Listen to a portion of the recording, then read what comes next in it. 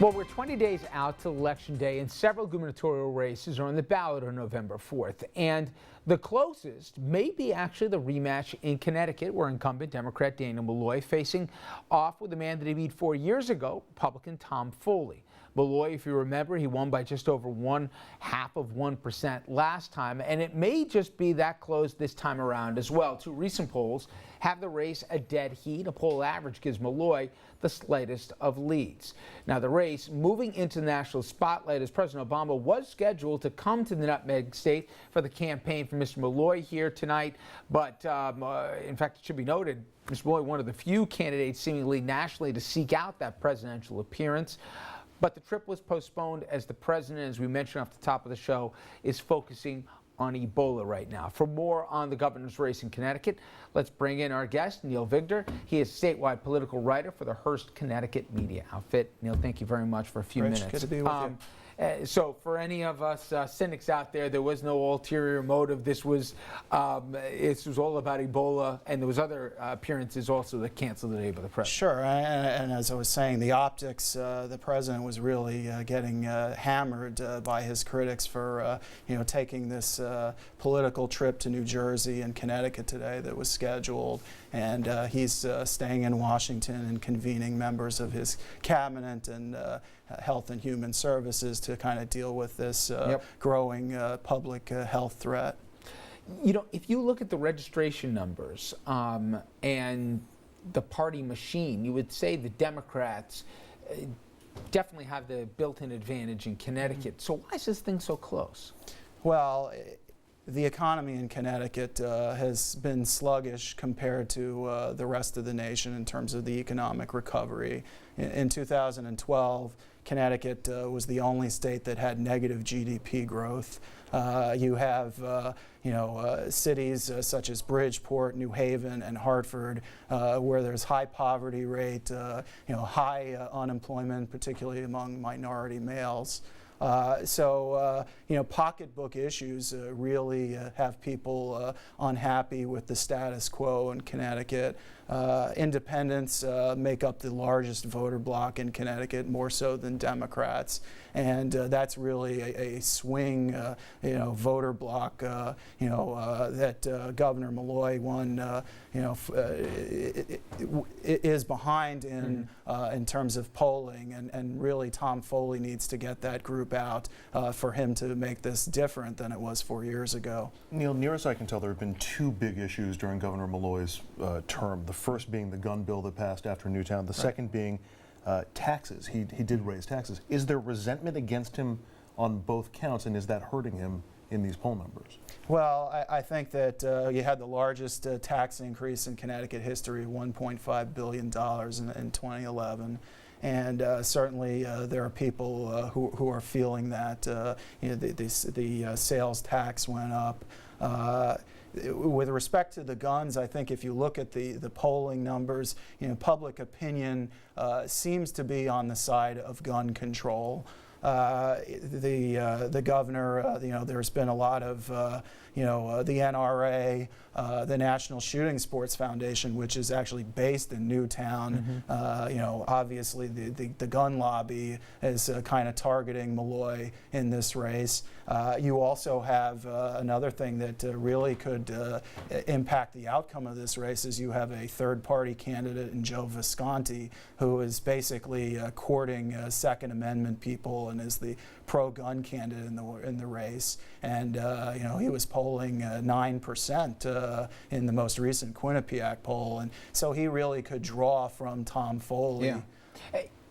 Is part of this that unquantifiable thing as well, Neil, which is Malloy has a habit of not connecting as much. I remember in the aftermath of Newtown, and that is one of those defining, obviously tragedy, but defining moments where an elected official, and we saw this after 9/11 in New York, which really transformed Rudy Giuliani into America's mayor, and people remember the day before the attacks, he was, persona non grata in New York. He just didn't emote enough or didn't connect enough in a lot of people's eyes that while they went along with that signature piece of legislation that Andrew talked about, he just hasn't had an ability to connect with enough people, at least on a personal level. Is that fair?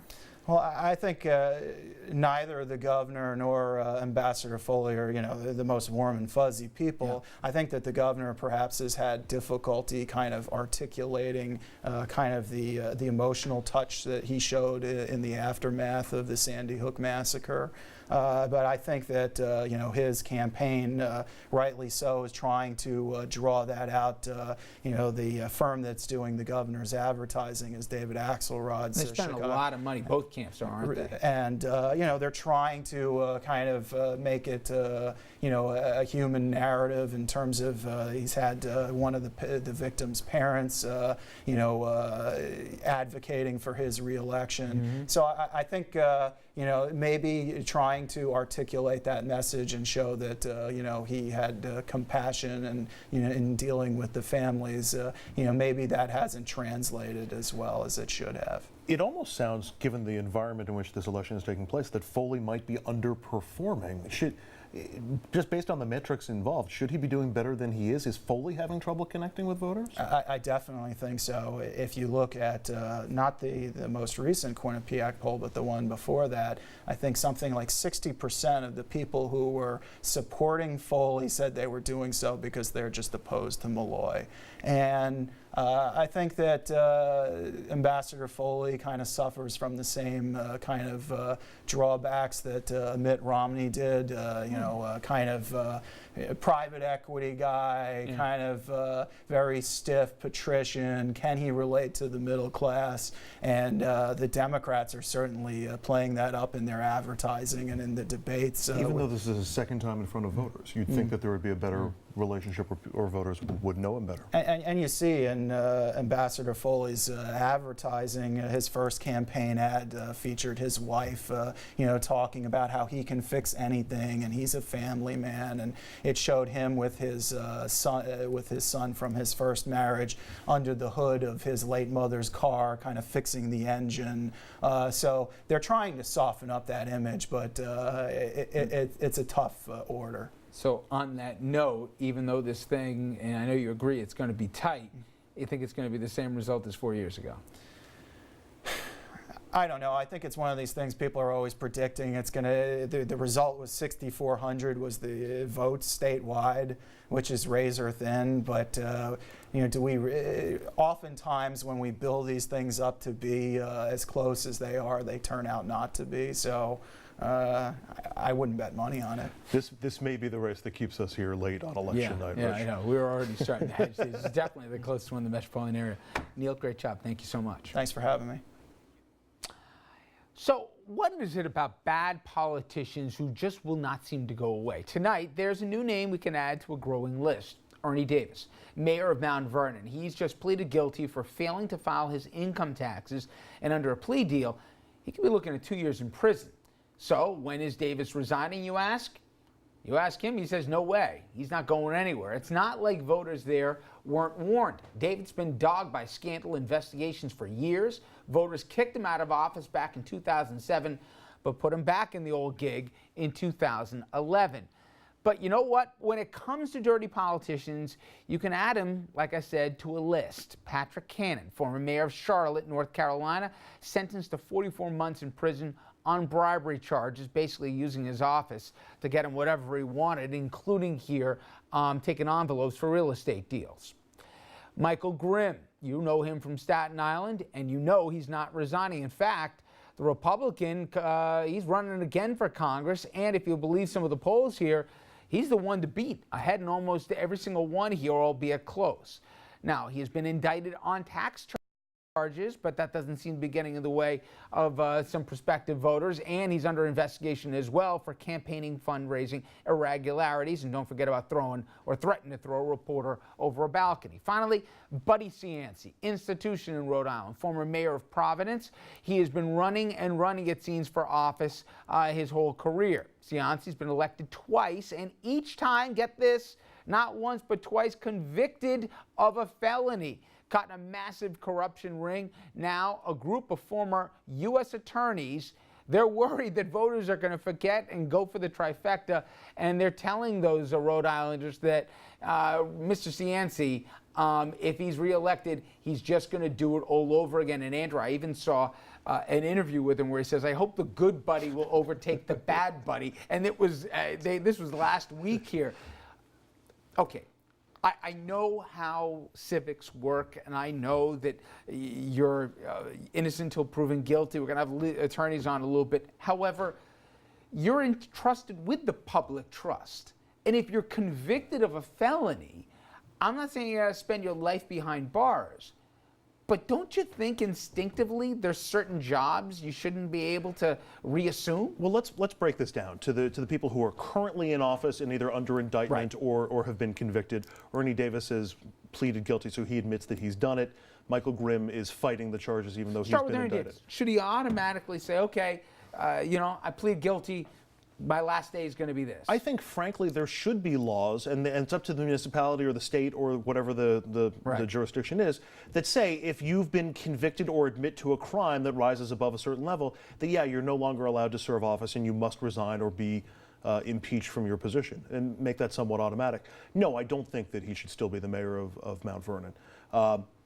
It's interesting that there don't seem to be a lot of momentum to take except to remove him. Toughest one on this one's Grimm, and my question on this one is, I know you're innocent until proven guilty, and he hasn't admitted any wrongdoing, he's fighting the charges. However, I can make a compelling argument that in the interregnum, while he's fighting indictments, if you're also campaigning, we could realistically see a situation where after November, in a matter of months before he's even sworn in for his next term here, he could be looking at major criminal charges. Forget that there's ethics investigations that Congress was asked to put on hold to this. Why can't it be argued that the people of Staten Island will not be best served if a person they elect won't be able to carry their best interest? And there isn't even another candidate now because you're going to have another special election and everything else. But interestingly enough, the timing of the Grimm indictment is actually, I think, helpful in the process because voters actually do get a chance to weigh in on this and decide for themselves whether they want to take that trade-off of having him represent us maybe for a little bit of a time. But they're taking his word for it that when it's all said and done, it'll be clear. Well, but that's how elections work. That the candidate makes his argument. Imagine if the indictment had come down in March of next year after he was reelected. Then you have to wait almost the entire 2-year cycle before voters can have a say in it. And it's really not up to them at that point. Right. Last one, and I've got family in Rhode Island on my wife's side, so I'm going to be careful how I do Providence, this, right? by the way. Yeah. Not one time, but 2 times this guy was convicted and went away for a felony. Okay, this isn't like he was jaywalking. And corruption in office, too. too. Oh, my God, and using the office like an ATM, all right? I mean, and I don't have time to get into all the things he's done. Had a radio show while he was awaiting sentencing. They love him. And he's like that, funny old crook or whatever, I guess. But the point is, shouldn't you, 1 time, 2 time, not be able to run anymore? You would think that what he had done in the past would disqualify him in the eyes of voters. But should we leave it up to the voters? In the eyes of voters. Listen, Marion Barry got caught on video. You knew Marion Barry was going to come into this conversation. And he got reelected after he did his time as mayor of D.C. How about saving the public from themselves? I don't think you can do that in a republic. That's the way it works. Do that? I think that's the way it works. That voters get the final say. And look, not everybody gets their. Anyway, doctors, if they commit here grievous malpractice, I understand. They don't get to always get their medical license back. Same thing with attorneys. If they commit a horrible felony, when they get out, they can't just put a shingle up and be an attorney. But there's no American Medical Association or Bar Association for politicians. Maybe that's a good thing. Maybe that's a bad thing. And look, I can't believe I'm about to say this, but if voters in Providence think that Buddy Cianci can make the trains run on time and can make the buses run on time, stay tuned. All right, Andrew, thank you. Okay, when we come back, we will head to New Jersey, where tonight 7 high school football players facing criminal charges following violent hazing allegations. The question is, should they be treated as minors or adults? We'll ask our legal panel after this.